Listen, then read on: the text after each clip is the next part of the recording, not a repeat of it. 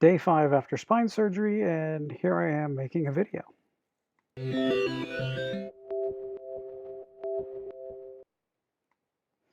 Yes, hello everybody. I've been, of course, down for, and I'm still in bed. I'm still here in bed. I cannot get out of bed, um, except for a few times a day.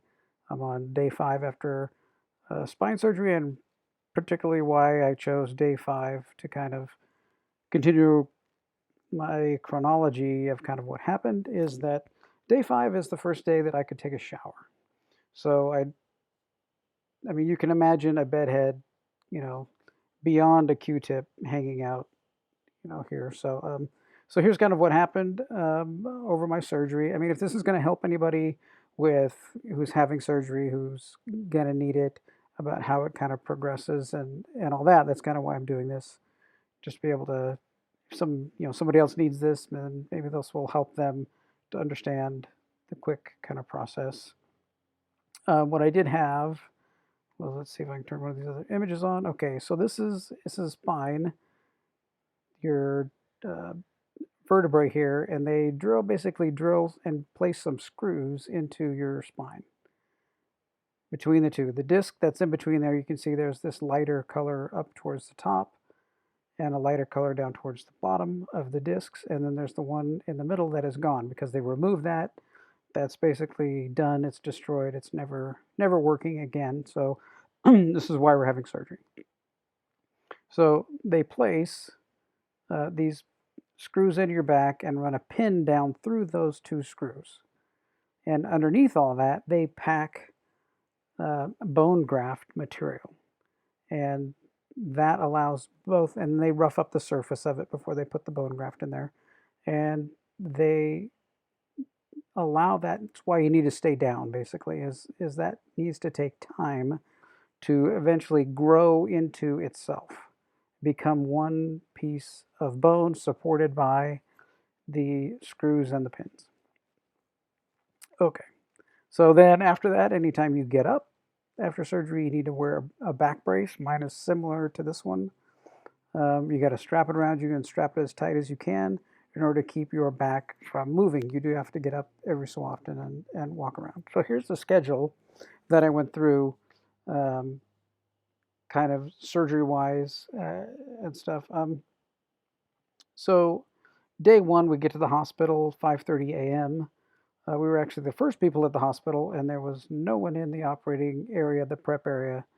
So I got my operation prep done pretty well. You can't eat, 12 hours before or drink anything 12 hours before, except for maybe take, some Norco or some other pain medication if you need that. Um, then we got to the hospital 5:37, and all the prep was done. The really bad part is they take and put that big long needle down your vein here to start all the IVs and everything. I guess a lot of hospitals are wanting to do it right here on the back of your hand, and that stick and the needle is at least like an inch and a half long, and they stick the whole thing down your vein, and that's a good 30 seconds worth of pain while she's pushing that in there because they don't do it fast. So that's the big part of the pain, and then after that you're good to go. You got your hospital scrub things on. You got your little booties on, and all that, and they got you hooked up to a bunch of different sensors. They plugged a bunch of different things, different pads that they stick on you to read all your vitals and everything else. And of course, in the shower today, I found another one that was stuck on me that I had to rip off. They were everywhere. I mean, there must have been 20. I don't know. It's kind of a fun thing trying to find them, I guess. But anyway, so they moved me down to the operating room. The operating room where we were in, it's very, very large. I was surprised how large the room was. It was incredibly big. It's a new hospital here in Ventura area. So um, they have gigantic uh, X-ray things on the wall, and I can see my X-rays up on the wall and parts of my CT scan and everything, so they know exactly what they're doing and what is going on. I get there, and I'd already met in the beginning, the preliminary, and the day you meet the anesthesiologist, the nurse, the main assistant, and your surgeon all come in and say hi to you and welcome you and say, yes, it's me, I'm here, I'm going to be doing your procedure. And I'm like, great, we're all good to go. So, and we get there towards the in the operating room, and I see everybody, and the anesthesiologist comes over, has a little vial of something, and sticks that in my IV. And I start looking around, and maybe go, I don't know, 10, 15 seconds, I'm unconscious. So I'm there, and I'm not really knowing what's, of course, I'm unconscious for the whole operation, not knowing what's kind of happening. But so they get me put in place, face down on your stomach for the surgery. And they had a bunch of pillows that, cushions that were in a certain angles. I guess they're going to position your body in a specific way so that you can be, you know, your back is right up to where the surgeon needs to open and operate on you. I thought that was pretty cool that they had all these little things. It wasn't just a flat table, it was these special little cushions. So they told me about 8 o'clock the surgery started. They said it was going to take 4 hours to do the surgery, which apparently they were pretty close to that, because I have a notification in my chart that at noon that day they take you for an X-ray. They bring you. I think there's an X-ray machine that's in the operating room that they bring in, and once they're getting ready to close you up, they do an X-ray back and forth to see that everything is completely in place and ready to go. They close you up.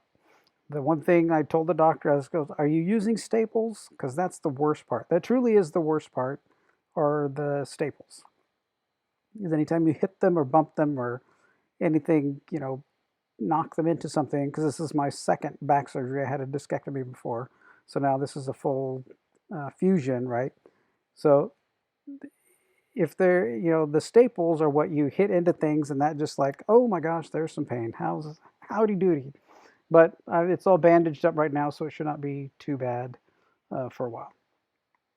Okay, so um, day one, you're getting into your room. They're putting you.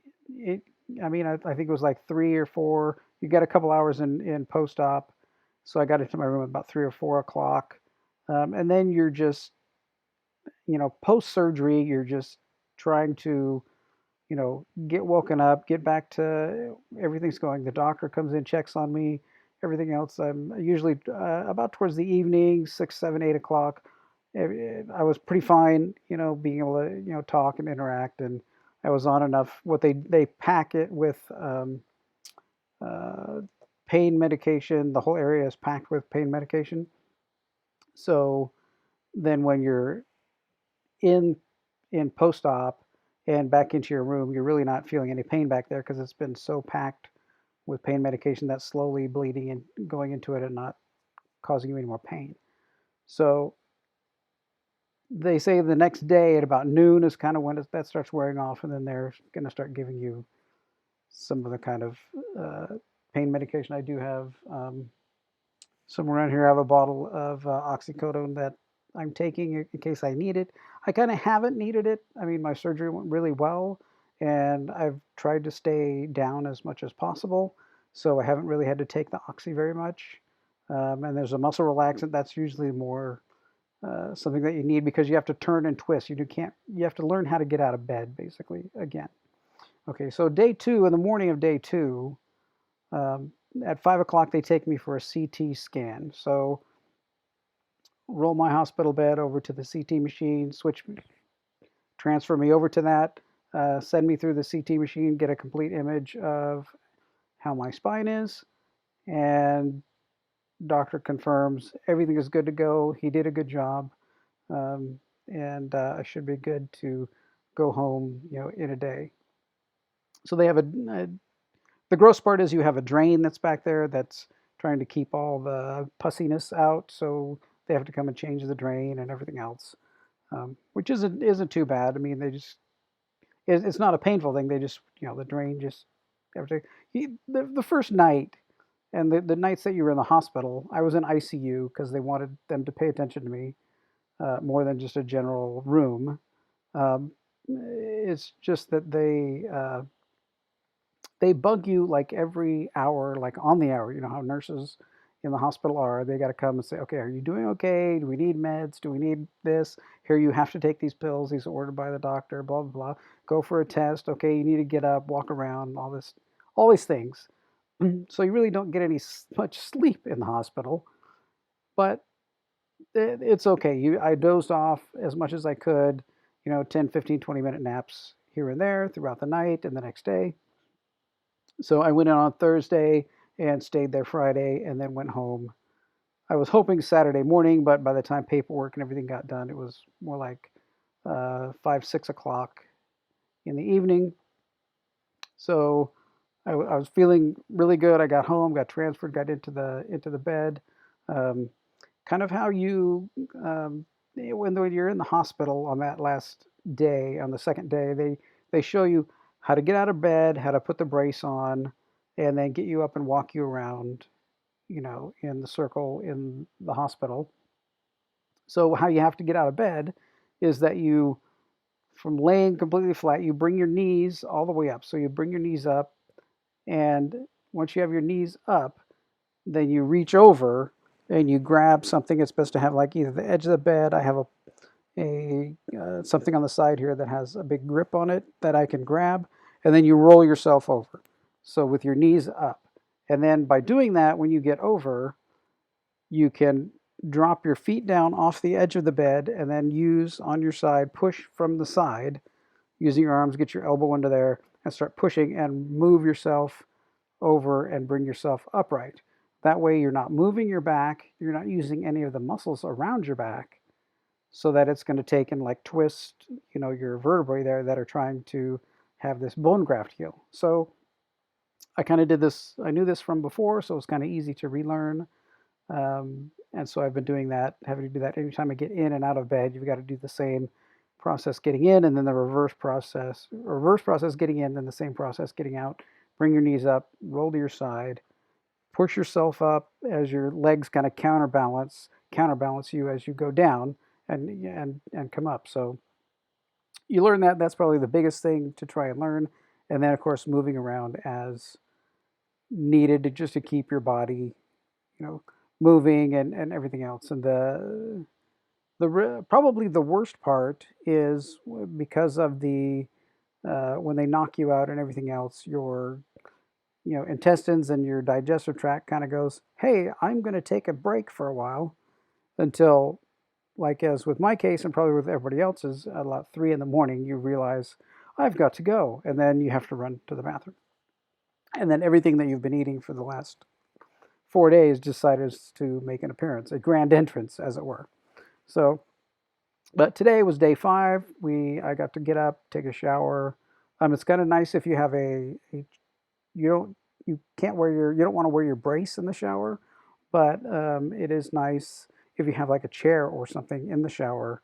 Then you can sit on that. That will help you keep your back straight, and there's no real problem with maybe you slipping or falling or anything like that.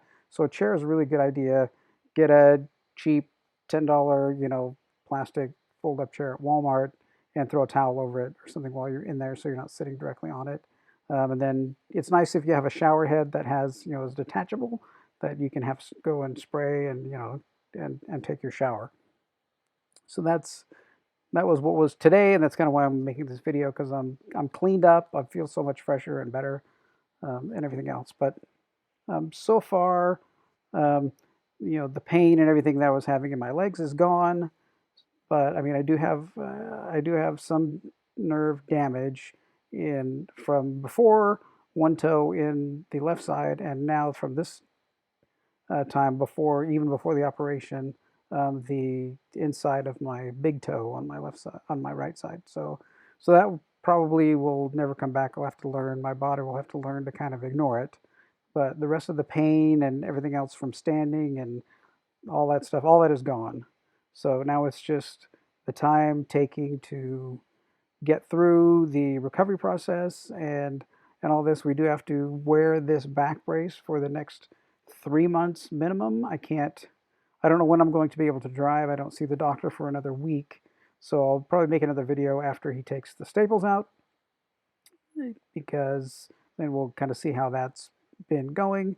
The the long haul where you get to the 3 months, because it's fusion. It's like it's got to actually grow. All those bone pieces have to grow together. So that takes quite a while. I think you said I can't do like a full 10 miles of walking at Disneyland for 4 months. So that's going to be quite a ways out. Um, so we'll see, how that goes. Other activities, they're going to continually be releasing me for more and more activities, but this first basically month is going to be mostly in bed here. I have this set up. This is my laptop here that's on a little stand that I can use, that's sitting right in front of me, that I'm doing this video with, that lets me uh, use my computer and not move my back. I can get here and type on the keyboard and everything and not have to move a lot. So that's really nice. That got set up really nice. I'll find links to this stand and everything from Amazon and put it in the description of the video. So if you are doing this kind of procedure, that this kind of stand will help, and have a very lightweight. So this is a small MacBook Pro 13-inch, I think. Um, that's lighter weight, that lets me put the computer here and be able to make videos. All right. So that's kind of my recovery so far. Um, if you have any other questions about things that I missed, and anything that you want to ask about what's going on, and what to expect, and I can let you know what happened with me, because it's fairly fresh in my mind right now, kind of how things went. Um, Hospital food was okay, so it was nice to come home and eat some regular type food, after I got home. But that was always good. All right, well, thanks for watching this, and take care, and I'll check back with you later.